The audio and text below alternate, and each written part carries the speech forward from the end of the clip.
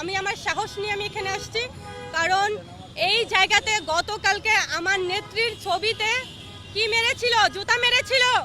সেই জন্য আমি আজকে এখানে আসছি আমার নেত্রীর জন্মদিনের কেক কাটার জন্য। এটা হচ্ছে বলতে চাই যে আমার নেত্রীকে আমরা কতটা ভালোবাসি। আমার নেত্রীর জন্মদিন 1 মাস ব্যাপী হবে, তাই আজকেও আমার নেত্রীর জন্মদিনের কেক আমি এখানে কাটতে আসছি। স্বৈরাচার কারা বলে? স্বৈরাচার আমার নেত্রীকে কারা বলে? যারা আমার নেত্রীকে ভালোবাসে না, যারা আমার নেত্রীর বিপক্ষে, যারা ৭১-এর যুদ্ধকে মেনে নেয়নি, যারা স্বাধীনতার পক্ষে ছিল না, তারা কি করে আমার নেত্রীর বিপক্ষে কথা বলে। গতকালকে আমি আসিনি, কারণ গতকালকে আমি আমার বাসায় কেক কেটেছি, সেই জন্য আমি আসিনি। একদমই ভুল ধারণা আপনাদের যে আমার নেত্রী হত্যা করেছে ছাত্রদেরকে, একদমই ভুল ধারণা।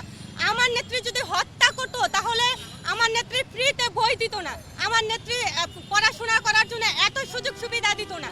কারণ বলতে হবে আমার নেত্রী একজন ভালো মনের মানুষ, দেশপ্রেমিক। আমার নেত্রী আচ্ছা সব ভালোর মধ্যে একটু খারাপ আছে, যেটা এইটা হলে একটু খারাপ।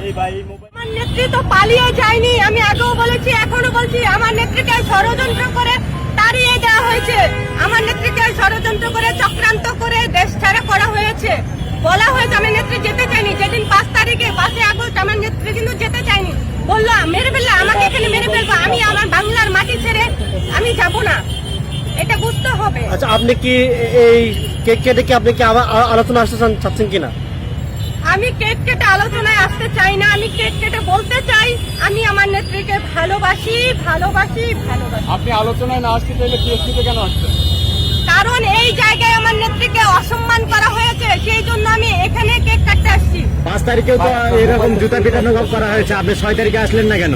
আমি 6 তারিখ আমি অনেক কান্না করেছি, আমি অনেক কষ্ট পেয়েছি, আমি মর্মাহত হয়েছি, আমি হসপিটালে ভর্তি ছিলাম।